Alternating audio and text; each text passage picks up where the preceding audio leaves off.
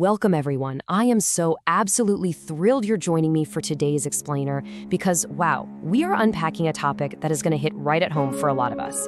We are tackling that sheer exhaustion, that really deep frustration of unanswered prayers by diving into the mystery of the middle. We're drawing this directly from the incredible teachings of Prosper Anang Ministries. So look, if you've ever felt like your prayers are just bouncing right off a glass ceiling, you are in exactly the right place. Let's get into it. Let's just be incredibly real for a second. We've all been stuck in the waiting room, right? You've been praying, you've been fasting, you're confessing the scriptures, you're literally doing everything supposedly right. And yet, you look around and your circumstances are just stubbornly unchanged. It's a very specific kind of pain, isn't it? Standing on a promise that hasn't manifested, staring at your situation and asking that one agonizing question: why is my faith producing absolutely no results? So here is our roadmap for today's explainer. We're going to cover the misconception of delay, why delay is never denial, effortless faith and rest, the Speak Life system, and finally, how we overturn spiritual delays. Okay, section 1, the misconception of delay. All right, our very first foundational shift requires us to really look at how we might be completely overcomplicating simple trust. The problem, as our sources reveal, isn't actually your faith itself, it's how you're using it. The devotional calls this the mechanical error, and man, is it common. So often we treat faith like this heavy, exhausting tool. We think, if I just pray a little harder or if I make my confessions just a bit more intense, I can force a result to happen. We get intensely focused on our own human effort. But listen, faith is not an exhausting uphill climb. Think about someone handing you a beautifully wrapped gift. You don't earn it by straining your hand or flexing your muscles. You just simply open your hand and receive what's been given. True faith is a resting posture. It operates from a seated reality, totally grounded in the fact that the work is already done. I actually want to encourage our study group leaders to pause the explainer right here. Take a moment with your group to reflect on this. Is your spiritual effort actually blocking the quiet power of simple trust?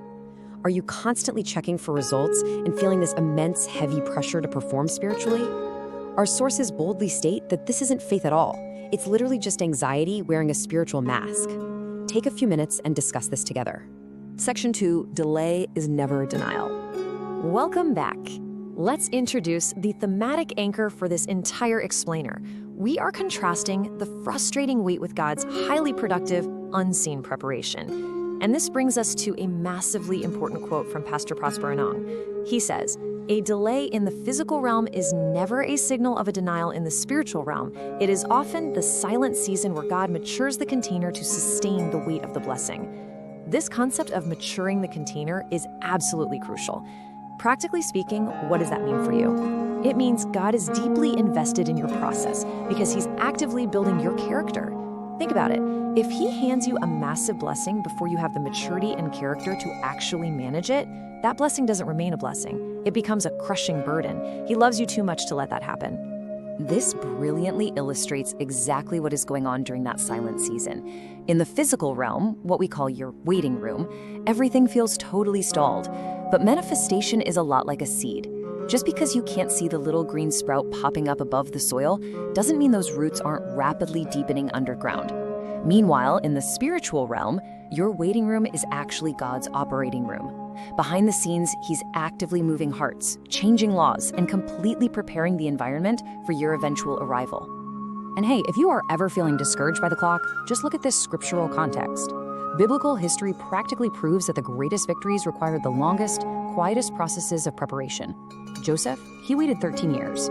Abraham waited a staggering 25 years. Even Jesus spent 30 years in hidden preparation for what was just a 3-year public ministry. To put that into perspective, the wait isn't a glitch in the system. The wait is completely normal. Time for our next pause. Class, take a moment to discuss this reflection question. In our incredibly fast-paced, instant download world, it is so easy to confuse God's process with His rejection. How does recognizing that you are in a season of divine preparation protect you from the enemy's really dangerous lie that God has simply said no? Moving on to section 3, effortless faith and rest. Let's transition right into the theology of rest. If faith isn't about striving, straining, and exhausting yourself, then what does it actually look like? Well, it looks exactly like Jesus' invitation in Matthew 11 to take up His easy yoke. Let the spiritual weight of these words from the devotional really sink in. Results begin where effort ends. Wow. If you are struggling and totally exhausting yourself trying to force a breakthrough, you've actually stepped out of trust. True faith operates from the finished, seated reality of Christ. It's an easy yoke, guys. It is not a heavy religious to-do list. Let's analytically contrast these two mindsets. On one side, you have high struggle faith. This is when you are constantly checking for results, constantly analyzing exactly how God is going to pull it off. But think about a healthy family. A child trusts their parents to provide dinner without feeling the need to audit the family bank accounts, right?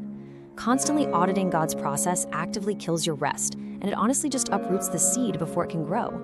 Simple trust, on the other hand, fixes its gaze entirely on the source, Christ. It operates with a calm assurance, an inner stillness, and just pure childlike trust in God's integrity. So, how do we fix the mechanical error in our own lives? Our sources provide this incredibly practical 3-part toolkit. Step 1, stop watching the result. You have to focus on the root, not the fruit. Step 2, silence the how.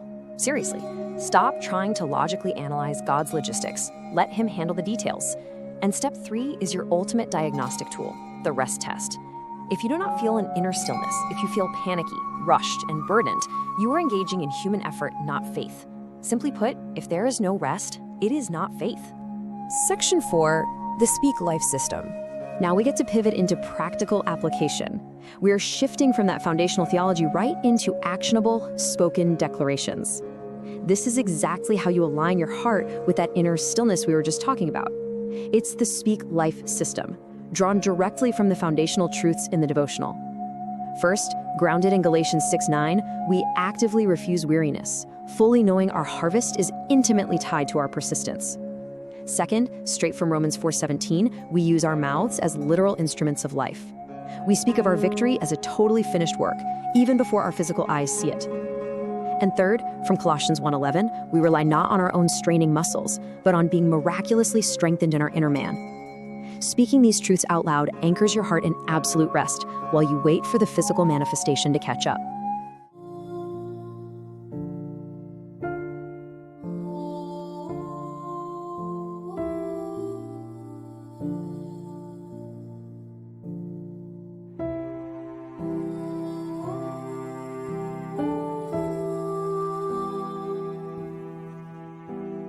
Let's pause one last time for our study groups. Discuss how utilizing the Word of God through these specific, spoken declarations actually shifts your focus. How does it actively move you away from the exhausting currency of self-effort and ground you completely in the currency of Christ's finished work? And our final section, number 5, overturning spiritual delays. For this last part, we really need to shift our focus to the realities of spiritual warfare. Because while delay is very often God's divine preparation, the devotional astutely points out there is also a very real adversary at work. The source directs us right to Habakkuk 2:3, which says, "For the vision is yet for an appointed time." Think about that. This verse mathematically assures the believer that your victory has a strict appointed schedule. The absolute greatest tragedy isn't the delay itself, it's the person who decides to quit just moments before the harvest comes in. When your divinely appointed time arrives, absolutely no power in hell can ultimately stop it. But we have to connect Habakkuk's appointed time to the intense, behind-the-scenes reality of Daniel 10. In this passage, an angel was dispatched with the answer immediately, but the prince of the kingdom of Persia literally withstood him for 21 days.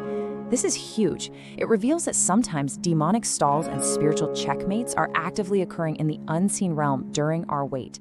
And this is exactly why our simple trust must also be paired with bold spiritual authority. Which brings us right to the author's prophetic prayer for the nations. Stepping fully into spiritual authority, the devotional vehemently rebukes the spirit of hope deferred that just seeks to weary and exhaust the saints. It declares that every legal checkmate used by the enemy to stall your manifestation is completely overturned. It speaks supernatural acceleration over your businesses, your health, and your families. According to the text, the scales of delay are falling off right now. So, as we wrap up today's explainer, I really want to leave you with this final vital question. Where are you shifting from exhausting human effort into simple trust today? I challenge you to drop that heavy yoke of performance once and for all. If you truly trust that the work is already finished, it's time to rest in the mystery of the middle. Leave a comment below with your commitment to simple trust, and I will see you next time as we continue to empower your learning journey.